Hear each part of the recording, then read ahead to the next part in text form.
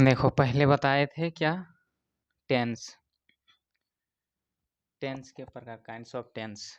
ठीक है, kinds of tense क्या था?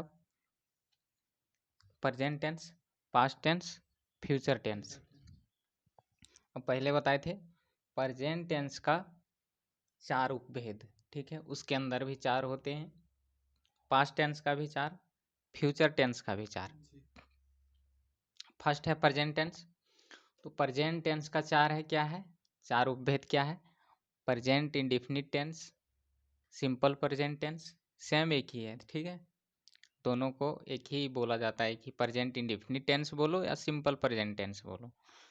सेकंड क्या है? प्रेजेंट इम्परफेक्ट टेंस या फिर प्रेजेंट कॉन्टिन्यूअस टेंस बोलो या प्रेजेंट प्रोग्रेसिव टेंस बोलो। ठीक है, थर्ड क्या है? Present perfect tense. फोर्थ क्या है?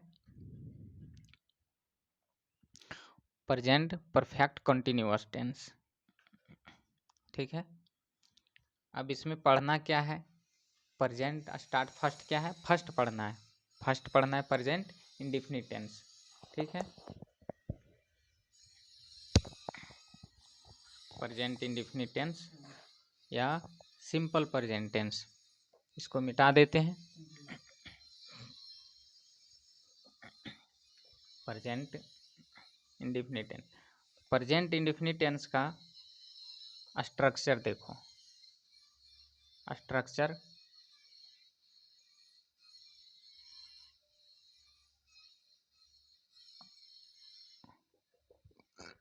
स्ट्रक्चर क्या है? सब्जेक्ट प्लस स्ट्रक्चर इसका होता है subject plus main verb 1 oblique main verb 5 plus object.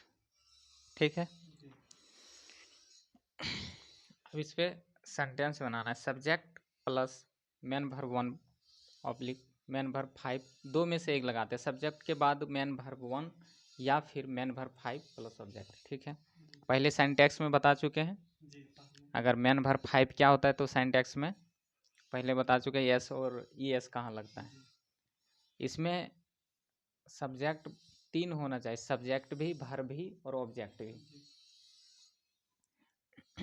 Sentence देखो, इसमें देखो इसमें क्या है? रूल नंबर 1 ये है। Rule number 1 present indefinite tense में क्या कहता है? सिंपल प्रेजेंट टेंस का प्रयोग कहाँ होता है? देखो, सिंपल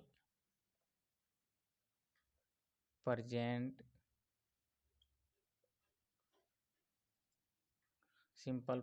टेंस का प्रयोग हैबिचुअल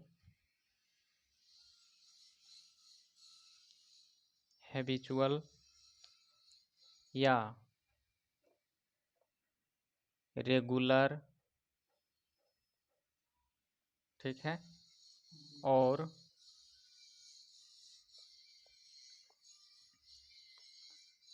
रिपीटेड एक्शन,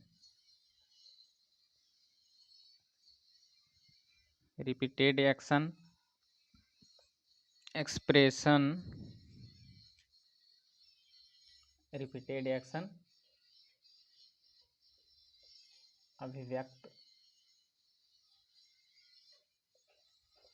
करने के लिए किया जाता है। ठीक है, करने के लिए किया जाता है। सिंपल प्रेजेंट टेंस का प्रयोग हैबिचुअल और रेगुलर और रिपीटेड एक्शन अभिव्यक्त करने के लिए किया जाता है।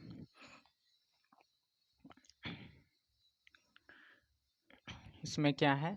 हैबिचुअल, जैसे आदत। ठीक है, कोई कार्य करने में जब आदत हो गया हो, ठीक है, कोई कार्य करने में जब आदत हो गया, जब हम समझ रहे हैं आदत है, तब हम ये प्रेजेंट इंडेफिनिट टेंस का स्ट्रक्चर यूज करते हैं। ठीक है, जब हमें ये पता होना चाहिए रेगुलर, जैसे रेगुलर कॉलेज, कॉलेज जा रहा है, जैसे कॉलेज जाता है, ये रेगुलर, तुम कॉलेज जाते हो, रेगुलर है, रेगुलर जा रहे हो। तो ये सेंटेंस में पता होना चाहिए कहाँ रेगुलर है, कहाँ रिपीटेड है, कहाँ आदत है, तभी हम इस स्ट्रक्चर को यूज करेंगे। ठीक है, हैबिचुअल है, आदत है। देखो सेंटेंस देखो तब समझ में आएगा। सेंटेंस क्या है, मुकेश, अक्षय, कुछ भी ले लो, किसी का नाम ले लो, जैसे मुकेश बेड पे जाता है 10 बजे नाइट में। ठीक है, 10 PM, और फिर हाँ नाइट में 10 PM, तब समझ में आएगा, ऐसे नहीं समझ में आएगा। नहीं, इस सेंटेंस में देखो मुकेश, सेंटेंस यहाँ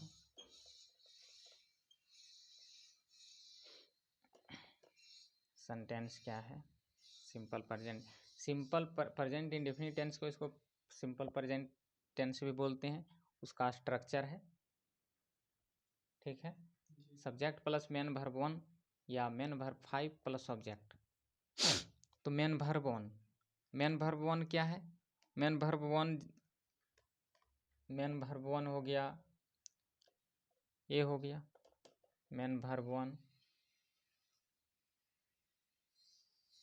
मेन वर्ब 1 क्या हो गया, कोई भी कार्य करना, मेन वर्ब 1 होता है, उसी को मेन वर्ब 1 बोला जाता है, और वर्ब भी वही होता है। तो स्पीक, गो, ये सब क्या हो गया, कोई भी कार्य हो रहा है वो मेन वर्ब 1 हो जाता है। उसमें अगर हम एस या ई एस लगा देते हैं तो वही मेन वर्ब 5 हो जाता है। ठीक है, जैसे देखो स्पीक, स्पीक्स अगर हम लगा देते हैं तो मेन वर्ब 5 हो गया। ठीक है, गो, गोज लग जाता है तो मेन वर्ब 5 यही होता है, एस या ई एस लग जाना यही मेन वर्ब 5। ठीक है, इसी को मेन वर्ब 5 बोला जाता है, समझ गया, इसी को मेन वर्ब 5 बोला जाता है। अब ये देखो कि इसमें पता कैसे चलेगा, जैसे ये है subject plus main verb 1, main verb 5 plus object, तो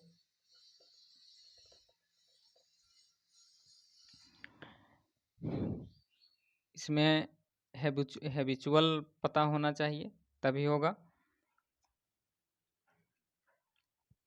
जैसे मुकेश, मुकेश रात में अपने बेड पे कितने बजे जाता है, 10 बजे जाता है। तो मुकेश गोज वर्ब 5 हो गया, subject plus verb 5, singular subject है इसलिए सिंगुलर वर्ब, सेंटेक्स में जब पढ़ा है तो समझ में आएगा। गोज टू बेड, बेड पे जाता है किस लिए, सोने के लिए, बेड एट कितना बजे, 10 PM। ठीक है, नाइट में, subject plus verb plus object. ठीक है, इसमें 3 होता है, सिंटैक्स में पहले बता दिए थे, इसमें 3 है, इसलिए subject plus verb plus object, verb में कोई भी हो, वर्ब हो या मेन वर्ब हो, लेकिन सिंटैक्स में सिर्फ क्या था, सब्जेक्ट सिंगुलर वर्ब, उसमें 2 ही था, सब्जेक्ट और वर्ब, इसमें ऑब्जेक्ट आ रहा है इसलिए उसको हम सिंपल में नहीं बना सकते। ठीक है, ही ऑलवेज, जैसे देखो, और दूसरा ले लेते हैं, दूसरा क्या ले लेते हैं, मैं आई गेट अप, मैं उठता हूँ, मैं प्रत्येक सुबह उठता हूँ 6 बजे। ठीक है, I get up at 6 AM every morning, ठीक है, प्रत्येक सुबह को 6 बजे उठता हूँ। समझ गया? अब देखो इसमें जैसे थर्ड सब्जेक्ट, सब्जेक्ट क्या है? वह आम खाती है, ठीक है। सी क्या हो गया? Subject, C plus main verb 1 या मैन वर्ब 5, तो ही सी ईट में क्या लगता है? वर्ब के साथ एस या ई एस, तो ही सी ईट है सिंगुलर सब्जेक्ट, तो वर्ब को हम सिंगुलर वर्ब बनाएंगे, ठीक है। वह आम खाती है, तो खाना का क्या हो जाता है?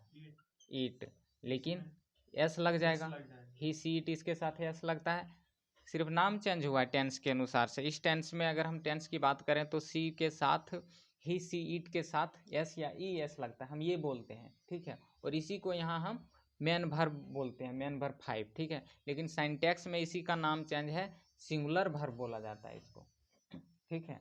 सिंगुलर सब्जेक्ट सिंगुलर वर्ब, तो यहाँ नाम चेंज है, सेम वही है, सिंगुलर सब्जेक्ट सिंगुलर वर्ब, लेकिन ये बात हम सिंटैक्स में बोलेंगे। इसमें तो ये टेंस है, इस वजह से हम इसमें ही सी इट के साथ एस या ई एस लगता है, तो पहले बता चुके हैं, सिंगुलर सब्जेक्ट सिंगुलर वर्ब। वह आम खाती है, सी इट्स मैंगो, आम खाती है, लेकिन ये भी पहले बता चुके हैं कि नाउन के पहले ये एन दा लगता है, आर्टिकल लगता है, ठीक है। तो मैंगो के पहले ये लगेगा, समझ गया? इसमें क्या आ गया? एक सब्जेक्ट आ गया, मेन वर्ब में से कोई वर्ब 1 या वर्ब 5, वर्ब ये हो गया। स्ट्रक्चर में कहाँ जा रहा है? लास्ट में क्या जा रहा है? ऑब्जेक्ट, तो लास्ट में ऑब्जेक्ट हो गया मैंगो, समझ गया? लास्ट में मैंगो हो गया, लास्ट में मैंगो। अब एक और देख लो, फोर्थ, तुम पढ़ते हो, ठीक है, तुम पढ़ते हो, यू क्या पढ़ते हो? तुम बुक पढ़ते, यू रीड, यू स्टडी ये बुक, ठीक है। यू क्या है? देखो इसमें singular subject he see it के साथ लगेगा, जिसमें ही सी इट नहीं है उसमें वर्ब के साथ एस या ई एस कुछ नहीं लगेगा। ये क्या हो गया? मेन वर्ब 1 हो गया, क्योंकि इसके अनुसार से हम उसके बाद का वर्ब में एस या ई एस इसके अनुसार से लगाते हैं, सब्जेक्ट के अनुसार से। उसी तरह उसके ऊपर में सब्जेक्ट सिंगुलर है, इसलिए इसको हम एस या ई एस लगाएं, सब्जेक्ट के अनुसार से वर्ब लगाते हैं। यहाँ मेन वर्ब हो गया ये, उसके बाद ऑब्जेक्ट हो गया मैंगो, इसमें ऑब्जेक्ट बुक हो गया, समझ गया?